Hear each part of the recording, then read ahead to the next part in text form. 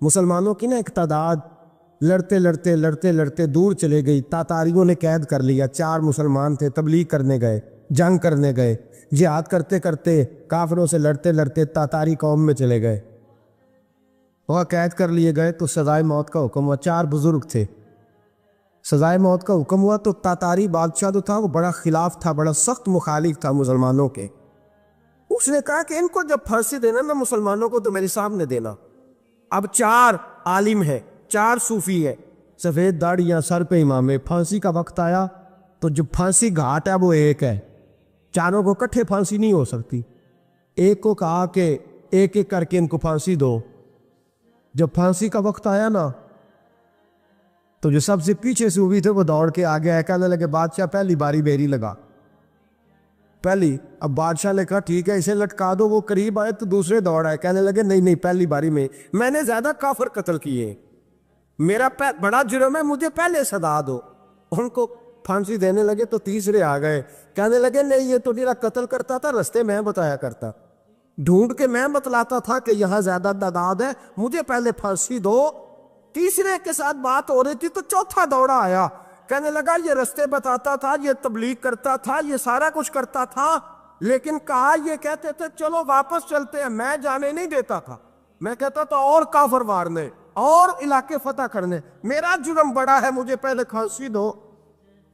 بادشاہ کہنے لگا مجھے 35 سال ہو گئے حکومت کرتے، بڑی دنیا کو پھانسی دی ہے، لوگ تو ایک دوسرے کو دھکے لیتے ہیں کہ پہلے تو جا پہلے تو جا، اور تم کیسی قوم ہو کہ ایک دوسرے پہ قربان ہو رہے ہو۔ کہنے لگا تم ایک باپ کی اولاد ہو، جاگ رہے ہیں آپ لوگ؟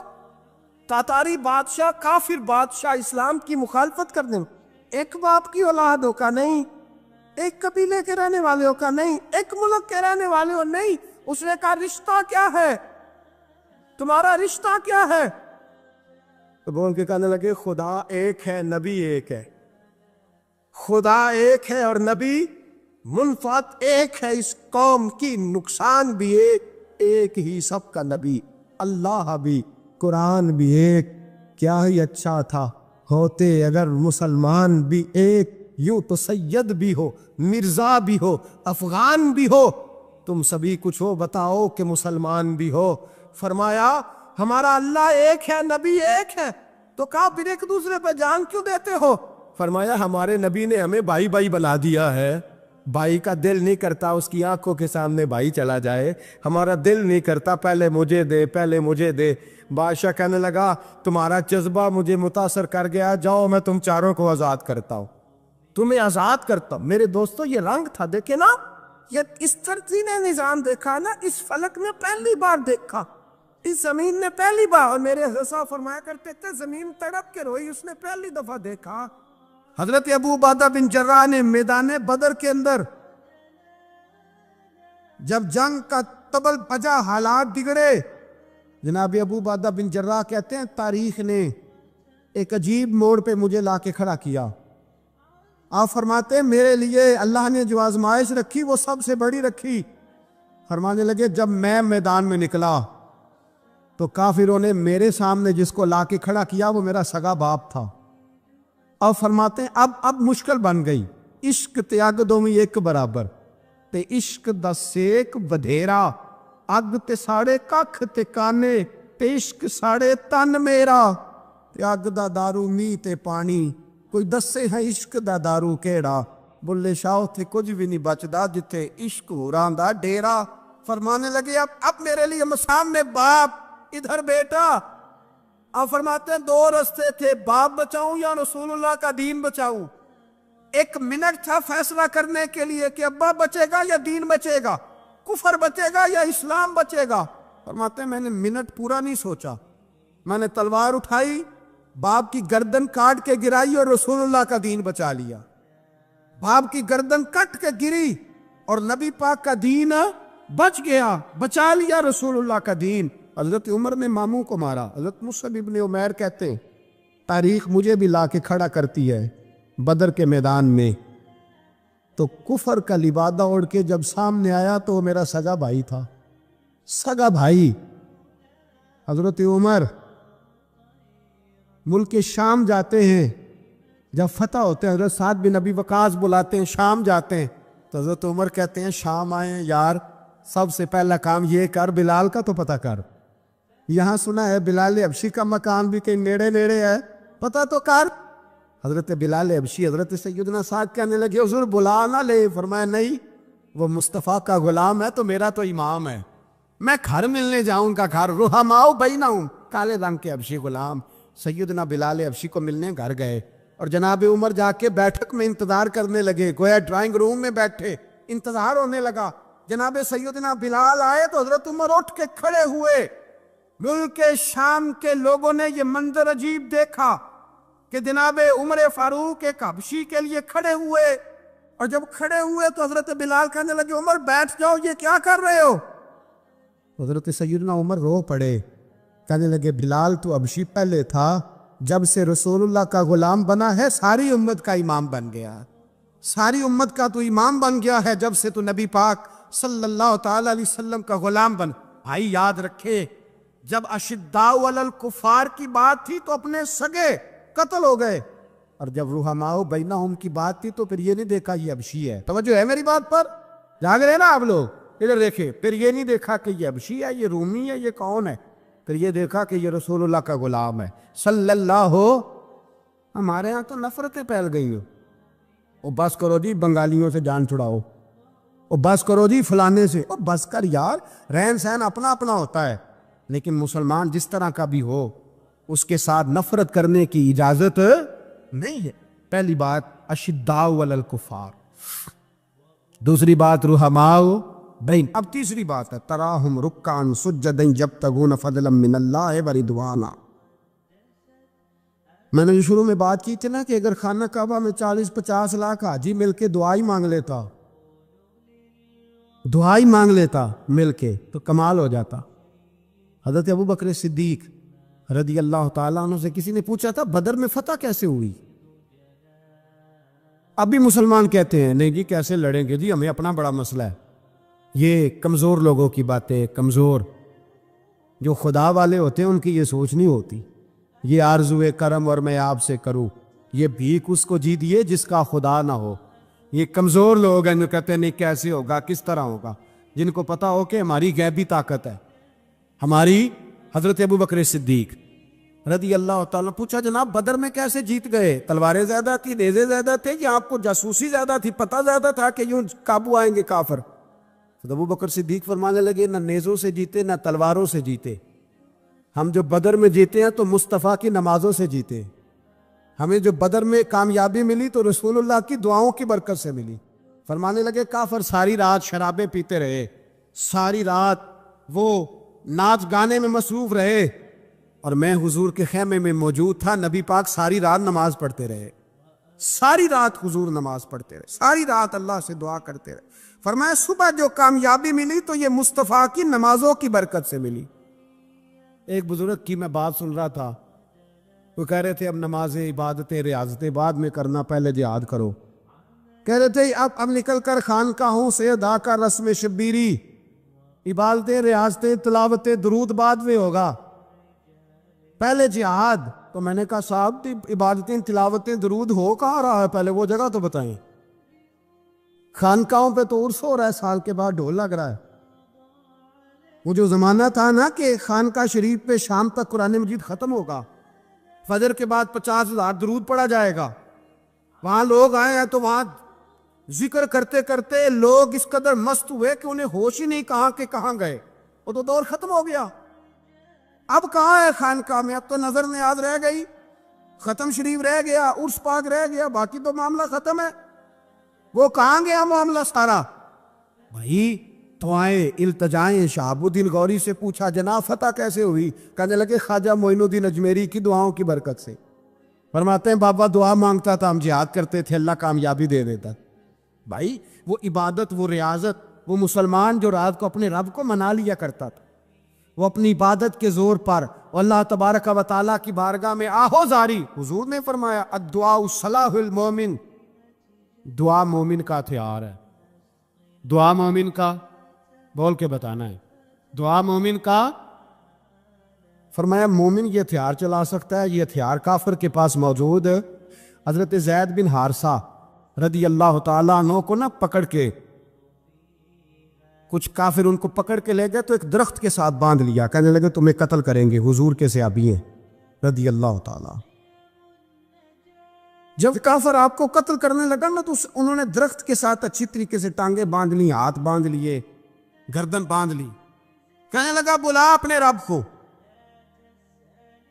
تو حضرت زید رضی اللہ تعالیٰ عنہ فرمانے لگے میں تو شہید ہونے کو تیار تھا، لیکن تو نے آزمانے کا پروگرام بنایا تو ٹھیک ہے، میں پھر بلانے لگا ہوں اپنے رب کی مدد کو، اے اللہ مدد فرما۔ اس نے اتنی دیر میں تلوار نیام سے نکال لی، اے اللہ مدد فرما۔ اس نے جب تک دونوں ہاتھوں میں تلوار سونت لی، اے اللہ مدد فرما۔ جب تیسری بار آپ نے یہ کہا تو اس نے تلوار اٹھائی، کہا اللہ مدد فرما۔ حضرت زید رضی اللہ تعالیٰ عنہ کہتے ہیں جب چوتھی بار میری زبان سے لفظ نکلے، کافر کے ہاتھ میں تلوار تھی پر گردن بھی اس کی کٹ کے نیچے گر گئی، کہ گردن کٹ کے اسی وقت نیچے گری۔ مجھے کسی نے کھولا، نہ مارنے والا نظر آیا، نہ گردن کاٹنے والا نظر آیا، نہ مجھے کھولنے والا۔ تو میں نے کہا آنے والے تو بتا تو سوئی تو کون ہے؟ تو کہنے لگے میں جبریل امین ہوں، میں جبریل امین ہوں، میں جبریل، مجھے دشمنوں نہ چھیڑو، میرا ہے کوئی جہاں میں، مجھے دشمنوں نہ چھیڑو، میرا ہے کوئی جہاں میں ابھی پکار لوں گا، نہیں دور ہے مدینہ۔ کہا جب تو نے، حضرت جبریل کہنے لگے جب تو نے پہلی دفعہ کہا نا اللہ مدد فرما تو میں سدرۃ المنتہا پہ تھا، مجھے حکم ہوا جبریل دیر نہ کرنا۔ فرماتے ہیں جب دوسری دفعہ تو نے کہا نا اللہ مدد فرما تو میں 7ویں آسمان پہ تھا، اور جب تیسری دفعہ کہا مدد فرما تو میں پہلے آسمان پہ تھا، اور فرمایا جب تو نے کہا چوتھی دفعہ اللہ مدد فرما تو میں تیرے سرانے کھڑا تھا، میں تیرے سرانے۔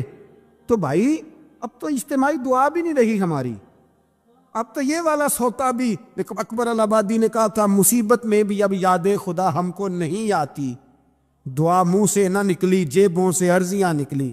اب بھی ہم کہتے ہیں کریں گے بات، سفیر کو بلائیں گے، ہم نے کہا ہے اس کو تو مان جائے گا وہ آپ کی بات؟ وہ بچے کاٹ رہا ہے تو اس کو گھر بلا رہا ہے۔ ابھی تک ایک اتنا سا سٹینڈ کہ ان کا جو دفتر ہے سفارت خانہ وہ بند کر دیا جائے، اتنی بھی توفیق نہیں ہوئی۔ کہتے ہیں ٹھیک ہے شور شروع ہو رہا ہے، بس چپ کر دیں گے سارے۔ خدا را خواب غفلت سے اٹھو، بیداری حاصل کرو، اور کچھ نہیں ہو سکتا تو کھل کے دعا تو مانگو ان کے لیے دعا تو مانگو۔ اللہ بڑا کریم ہے، وہ جب مدد کرنے پہ آتا ہے تو پھر بڑے بڑے کافروں کے مقابلے میں اپنے بندوں کی مدد فرماتا ہے۔ اور میں یہ پیغام دینا چاہتا ہوں عالم کفر کو بھی، یاد رکھے رب کریم جب مدد کرنے پہ آئے تو اکیلے حضرت ابراہیم اور ایک طرف پوری ملت ہو تو اللہ اپنے خلیل کو بچا لیا کرتا ہے۔ رب کریم کی رحمت کاملہ جب فیصلہ کر لیتی ہے تو پھر نمرود جیسے سپر پاور طاقت کو رب کریم مچھر سے مروا دیا کرتا ہے۔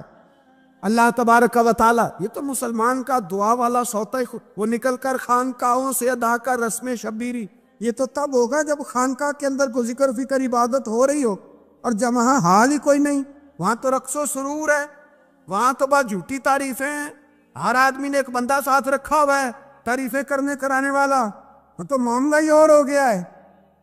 حضرت سیدنا مولا علی شیر خدا کرم اللہ تعالیٰ وجہہ الکریم ساری زندگی کہتے رہے اللہ علی نے میدان میں عمر گزاری ہے، اسے شہادت کی موت عطا فرما۔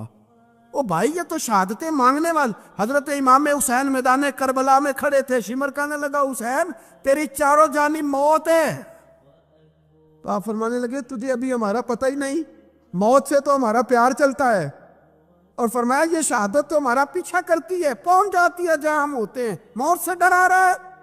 مسلمان کا مرنے کو دل نہیں کرتا، ورنہ وہ اتنی بڑی کوٹھی میں کون رہے گا؟ مرنے کو دل اس لیے نہیں کرتا کہ وہ جو 6 کروڑ 10 کروڑ ڈالر لوٹ کے رکھے ہیں، مر گئے تو کھائے گا کون؟ وہ فقیر فاقہ مست تھے، ان کا گھر ہی کوئی نہیں تھا، ان کے بینک بیلنس ہی کوئی نہیں تھے، وہ کہتے تھے گھر ہمارا ہے وہ جو ہمارے رب نے تیار کیا ہوا ہے، ہمارا بینک بیلنس ہے وہ جو ہمیں جنت میں جا کے ملے گا۔ ان کا تو یہ کھاتا ہی کوئی نہیں تھا، اس لیے وہ شہادت کی۔ حضرت عمر بن جموع رضی اللہ تعالیٰ عنہ میدان احد میں 4 بیٹے لے کے آئے۔ کتنے بیٹے؟ بول کے بتائے۔ 4 بیٹے لے کے عمر بن جموع آئے، اور خود ایک ٹانگ سے لنگڑے سے آبی ہیں، ٹانگ چھوٹی ہے، حضور کے سامنے کھڑے ہوئے، کہا محبوبہ میرے 4 ہی تھے، میں 4 لے آیا ہوں، قبول کر لے۔ تو حضور نے فرمایا تو کیوں تلوار اوڑے آیا ہے، یہ تو نے کیوں گلے میں اسلحہ ڈالا ہوا ہے؟ کہا یا رسول اللہ میں نے بھی تو جانا ہے نا۔ تو حضور نے فرمایا 4 بیٹے جو ہیں۔ تو حضرت عمر بن جموح نے بات کی، صحابہ کہتے ہیں لبوں سے مسکرا رہے تھے، آنکھوں سے رو رہے تھے، کیا عجیب انداز ہے۔ حضور نے فرمایا عمر 4 بیٹے جو آ گئے تو رہنے دے۔ تو حضرت عمر رو پڑے، کہنے لگے محبوبہ کیا لنگڑے جنت میں نہیں جائیں گے؟ کیا حضور میں لنگڑا ہوں تو میرے لیے جنت کوئی نہیں؟ میرے حبیب پاک سید عالم صلی اللہ علیہ وسلم نے فرمایا عمر تو ضرور جنت میں جائے گا۔ کہا محبوبہ پھر بچے بعد میں جائیں گے، میں پہلے میدان میں جاؤں گا۔ مسلمان کی سوچ کے خلاف ہے یہ بات، یہ قرآن کی فکر کے خلاف ہے کہ اپنی فکر کرو۔ برما کے لیے، کشمیر کے لیے، فلسطین کے لیے بات نہ کرو، اپنی فکر کرو۔ یہ قرآن کی سوچ کے خلاف ہے، یہ قرآن کے پیغام کے خلاف ہے۔ اس لیے کہ اگر صرف اپنی بات ہوتی تو آمنو اور عامل الصالحات پہ بات ختم ہو گئی ہوتی، پھر بات آگے نہ چلتی۔ جب کہا گیا وَتَوَاصَوْا بِالْحَقِّ، حق بات کی تلقین کرنی ہے۔ اگر بات صرف اپنی ذات کی ہوتی تو ٹھیک ہو گیا تھا، نماز پڑھی، روزہ رکھا، حج کیا، ختم ہو گئی۔ لیکن میرے نبی پاک صلی اللہ تعالی علیہ وسلم نے ارشاد فرمایا ایک بستی میں 2 3 4 نیک لوگ رہتے تھے۔ میرے پیارے کریم رسول فرماتے ہیں 3 4 بڑے پرہیزگار، متقی، صاف ستھرے صوفی صاحب، درویش صاحب، علامہ صاحب، بڑے جو کہتے تھے بالکل جی میں کوئی بات نہیں کرتا، کسی بادشاہ کو نہیں چھیڑتا، میں تو بس لوگوں کو اللہ اللہ بتاتا ہوں، میرا کوئی تعلق نہیں، کوئی مرے کوئی جیے۔ بڑے نیک، صاف ستھرے، پرہیزگار۔ باقی ساری بستی گناہ کرتی تھی۔ نبی پاک علیہ السلام فرماتے ہیں رب کریم نے کچھ عرصے تک مہلت دی، پھر مشیت خداوندی، اللہ کا قانون حرکت میں آیا تو کہا جبریل ساری بستی تباہ کر دو، تباہ کر دو۔ اللہ مہلت دیتا ہے، مہلت دیتا ہے۔ ہم لوگ سمجھتے ہیں نہیں ہماری سیاسی چالیں صحیح چل رہی ہیں، اللہ مہلت دیتا ہے۔ رب کریم نے فرمایا جبریل انہیں تباہ کر دو۔ تو حضرت جبریل امین علیہ السلام نے عرض کی مولا وہاں تو تیرے 3 4 بڑے نیک بندے بھی رہتے ہیں، بڑے پرہیزگار، سچ بولنے والے، دیانتداری والے، حاجی صاحب، نمازی صاحب، صوفی صاحب، پیر صاحب، بڑے خوبصورت، ان کا کیا کریں؟ تو میرے محبوب پاک علیہ السلام فرماتے ہیں رب کریم نے فرمایا سب سے پہلے انہیں تباہ کرنا، سب سے پہلے انہیں سب سے پہلے، اور الٹ دو بستی، پہلے ان کا نمبر لگاؤ۔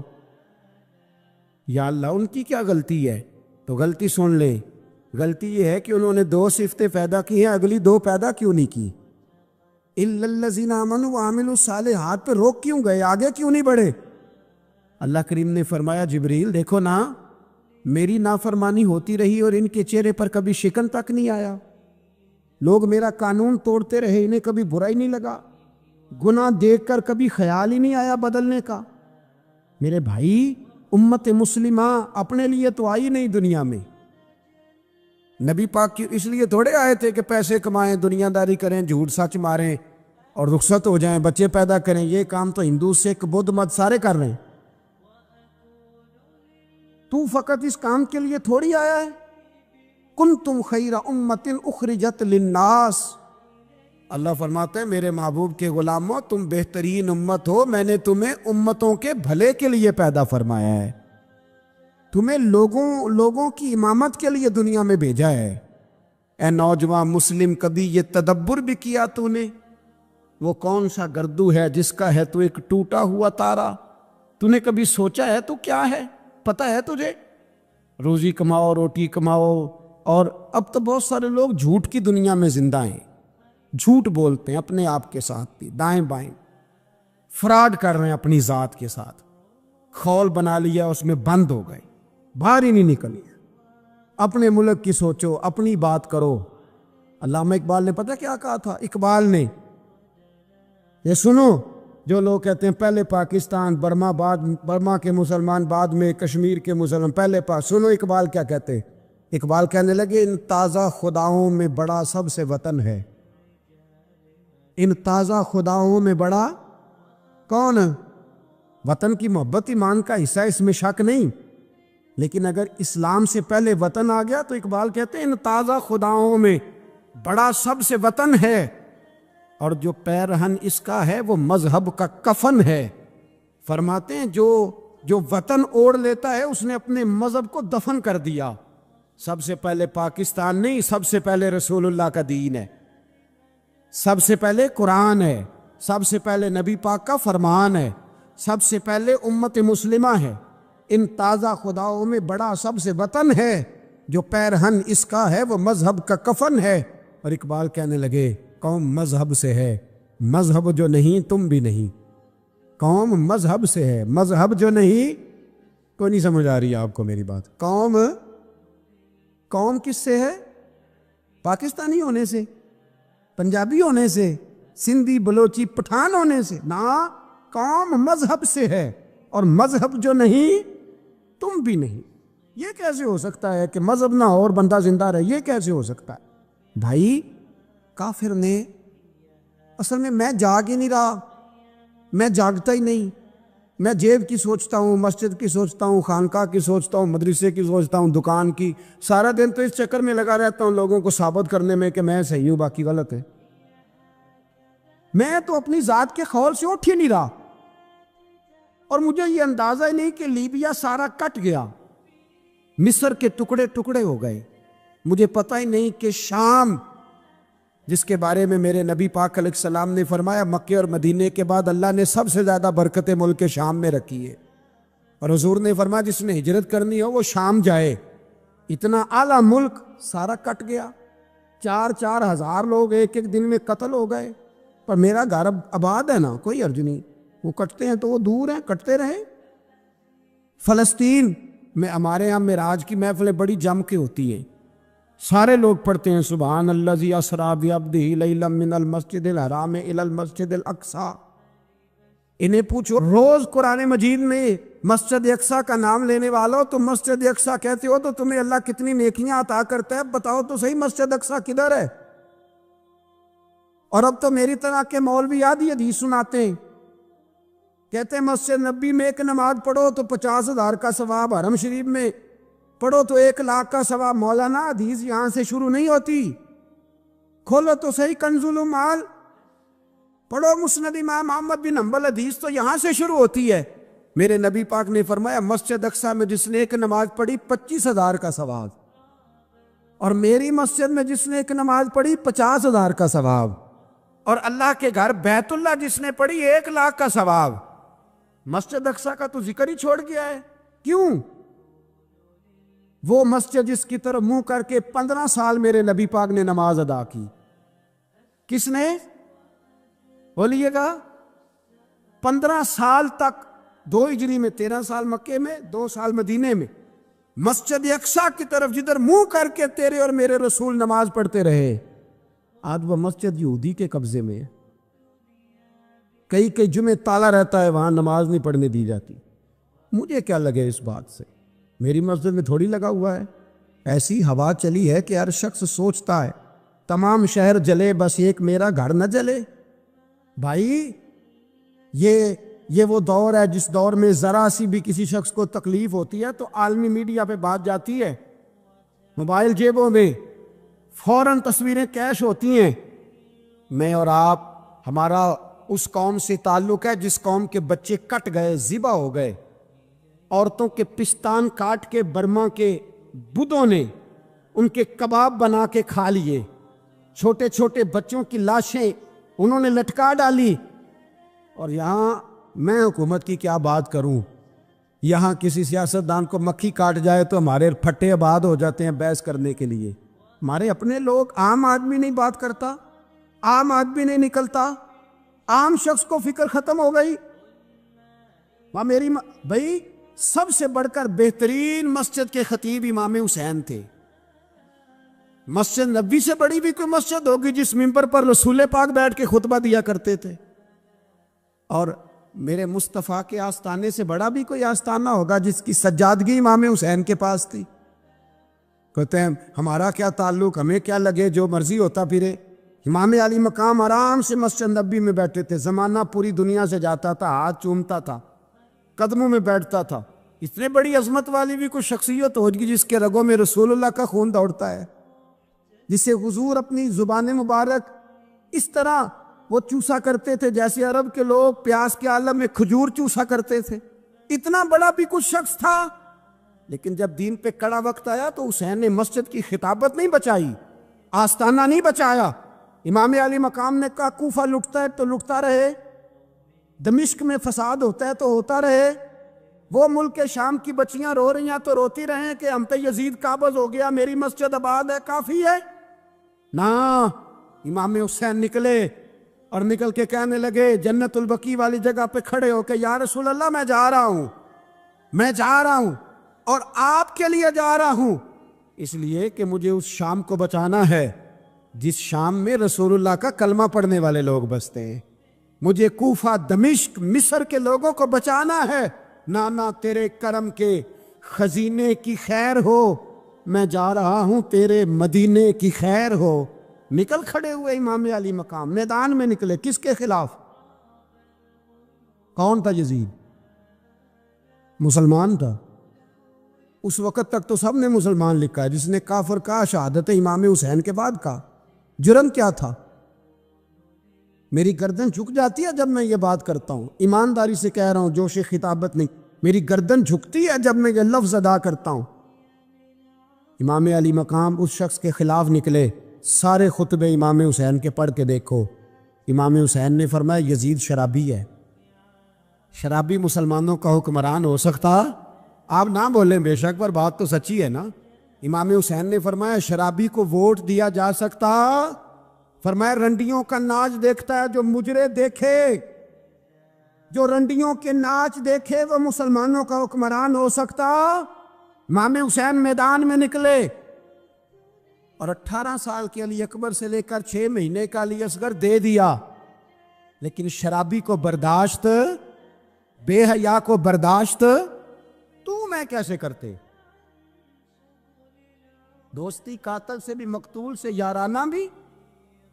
اپنی جیب سے فلیکس سے چھپوا کے ظالموں، جابروں، بدماشوں کو ووٹ دیتے ہو.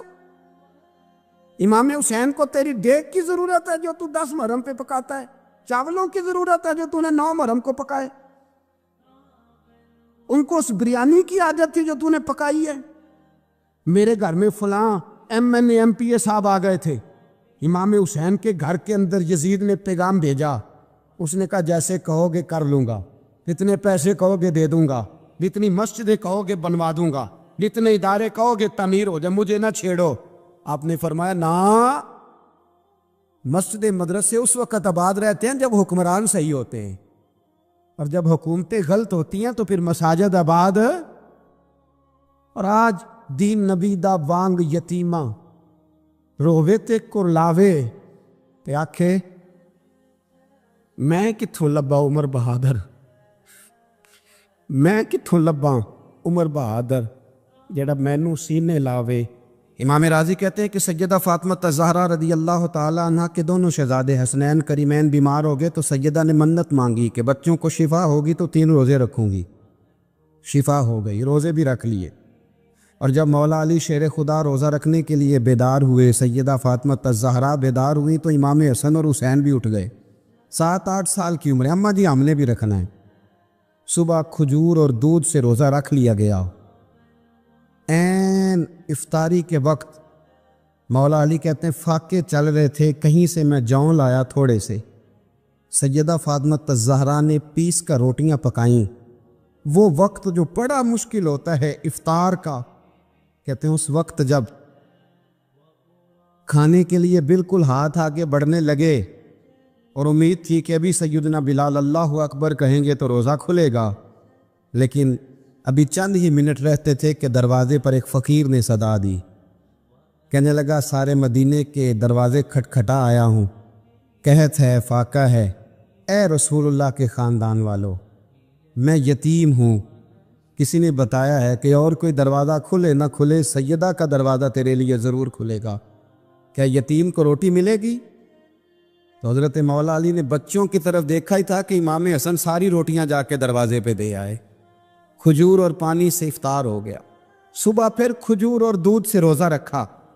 امام راضی کہتے ہیں این وہ وقت جب افطار کا ٹائم آیا تو پھر دروازے پہ کسی نے صدا دی، کہا رسول اللہ کے خاندان والوں میں مسکین ہوں، رات سے روٹی کھائی ہے، نہ صبح کھا سکا نہ دوپہر، کسی نے بتایا ہے کہ اس دروازے سے خالی کوئی نہیں جاتا۔ امام حسن نے پھر سارا لنگر اٹھایا اور پھر جا کے دے دیا۔ تیسرا دن پھر ہوا، مجھے لگتا ہے کہ جب افطار کا ٹائم آیا ہوگا نا تو یہ خود ہی سارے دروازے پہ دیکھتے ہوں گے، یہ کوئی آیا نہیں لینے والا ابھی تک، لگتا ہے کہ نظریں دروازے پہ تھیں۔ عین افطار کے وقت 3 روٹیاں جب جاؤں کی پک کے آئی، ایک بھکاری نے صدا دی، کہنے لگا میں قیدی ہوں، آج ہی قید سے رہائی ملی ہے، پہلے دن کسی کے دروازے پہ صدا ملی ہے، دی ہے روٹی ملے گی۔ امام حسن وہ کھانا دے کے واپس لوٹے، کھجور اور پانی سے افطار ہوا، اور جیسے ہی مسجد نبوی میں تینوں باپ بیٹا نماز پڑھنے گئے تو مولا علی کہتے مجھے بتانا نہیں پڑا، رسول کریم نے میری طرف دیکھ کے فرمایا علی تیرا، فاطمہ کا، حسن اور حسین کا 3 دن والا عمل خدا کو بھی بڑا پسند آیا ہے اور محمد مصطفیٰ کو بھی بڑا پسند آیا ہے، وہ بڑا پسندیدہ عمل۔ میں کہتا ہوں کہ حضرت فاطمہ نے نا ان کی تربیت پہلے ہی کر دی تھی، 3 دن بغیر افطار کے روزہ رکھنے، وہ ٹریننگ گھر سے ہو چکی تھی۔ اب میدان کربلا میں 3 دن بھوکا پیاسا رہنا ان کے لیے مشکل نہیں تھا۔ حضرت جناب سیدہ زینب بنت ابی رافع کہتی ہیں کہ سیدہ فاطمہ الزہرا نا ایک دن اپنے دونوں شہزادوں کو لے کے، جب حضور کی طبیعت مبارک بظاہر علیل تھی جس میں حضور کا وصال ہوا، دونوں شہزادے لے کے سیدہ فاطمہ نبی کریم کی بارگاہ میں گئی، کہنے لگی یا رسول اللہ میرے بچوں کو کچھ دیجئے۔ سیدہ پاک تو حضور اٹھ کے بیٹھ گئے، اس کندھے سے امام حسن کو لگایا اور اس سے امام حسین کو لگایا اور فرمایا فاطمہ یہ جو میرا حسن ہے نا اس کو میں اپنی ہیبت اور سرداری دیتا ہوں، اور فرمایا یہ جو میرا حسین ہے نا حسین کو میں اپنی جرت اور سخاوت دیتا ہوں، میرا حسین جرت مند ہوگا اور سخی ہوگا۔ داتا گانج بخش علی حجویری، امام الاولیاء، سید الاصفیاء، داتا صاحب کشف المعجوب میں فرماتے ایک دن نا امام حسین کے پاس ایک شخص آیا بڑی دور سے کچھ مانگنے، کہا حضور کچھ دیجئے۔ وہ شخص کہتا ہے کہ میرا ظرف یہ تھا کہ 4-5 دینار ملیں گے، تو امام حسین فرمانے لگے تھوڑی دیر بیٹھ جا، رزق آ رہا ہے۔ تو امام حسین کو حکومت وقت کی طرف سے نا 5 تھیلیاں ملی، جس میں ایک تھیلی میں 500 اشرفیاں تھی، 5 تھیلیاں آئیں، لیکن اس کو آنے میں نا ذرا دیر ہو گئی۔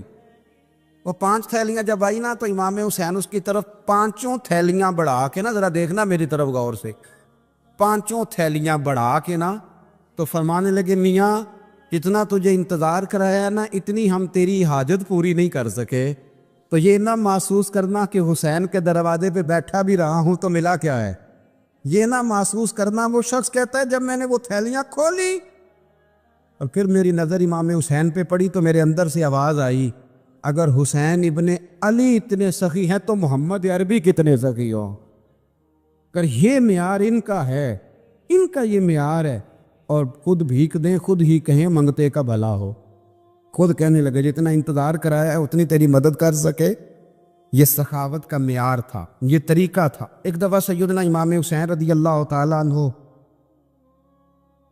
کے گھر کے اندر نا 5000 دینار آئے، مسجد میں تھے، آپ کو 5000 دینار ملے تو امام زین العابدین کہتے ہیں کہ مسجد سے لے کر گھر آنے تک امام حسین نے 5 کے 5000 اللہ کے رستے میں خیرات کر دی۔ فرماتے میں نے کہا ابا جی 5 دینار کی گھر میں ضرورت تھی، مالاں والے سخی نہیں ہوندے تے سخیاں کل مال نہیں ہوندا، ایتھے اوتھے دومی جہانی سخی کنگال نہیں ہوندا۔ کہا ابا جی 5 دینار کی گھر میں ضرورت تھی، تو کہتے ہیں مجھے فرمانے لگے بیٹا یہ جن کو میں نے دیا ہے نا یہ گھر کے لیے ہی دیا ہے، یہ گھر کے لیے ہی دیا ہے، جن کو دیا ہے تمہارا کیا خیال ہے، یہ باہر خرچ ہوا ہے، یہ گھر کے لیے ہی ہے۔ اس لیے کہ جب انسان دوسروں پر شفقت کرتا ہے تو اللہ اس کے گھر پہ رحمت فرماتا ہے۔ امام حسین کے مزاج میں پہلی بات میں نے ذوق عبادت کی عرض کی، دوسری بات عرض کر رہا ہوں کہ صحابہ حضرت اسامہ بن زید بڑے پیارے ہیں میرے نبی کریم کے، بڑے پیارے۔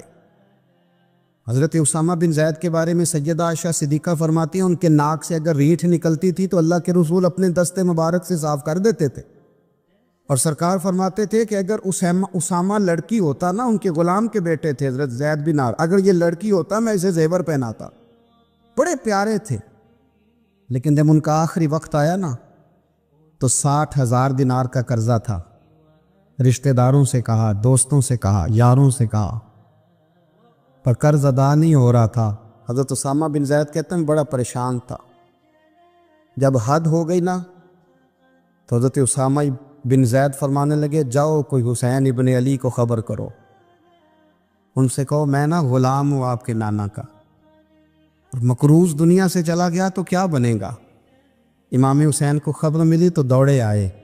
لاجپال اس پیر کو نہیں کہتے جو تگڑا نذرانہ لے کے تو ماتھا چوم لے، لاجپال تو اس کو کہتے ہیں کہ جب ضرورت پڑے تو وہ سر پہ موجود ہو.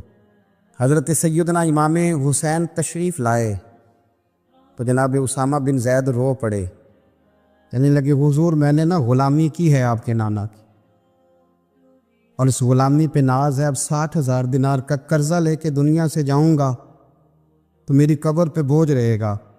امام حسین خادم کو بھی کہہ سکتے تھے جاؤ گھر پیسے پڑے ہیں لے آؤ.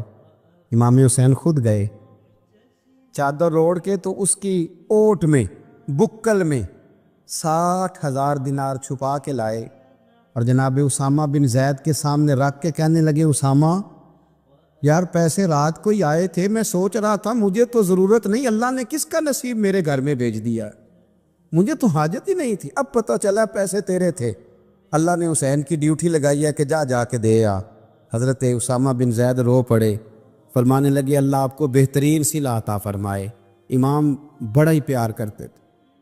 گھوڑے پہ جا رہے تھے، کچھ فقیر غریب لوگ بیٹھ کے روٹی کھا رہے تھے.